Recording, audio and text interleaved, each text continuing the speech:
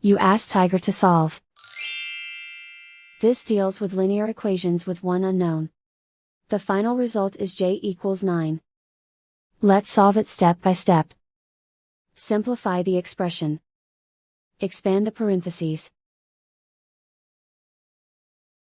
Simplify the arithmetic.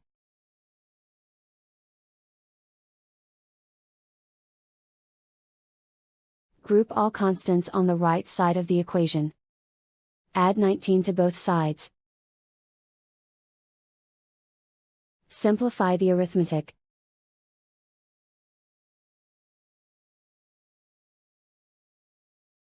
Isolate the j.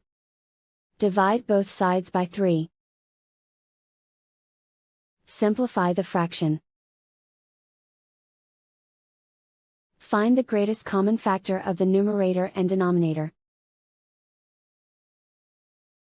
Factor out and cancel the greatest common factor.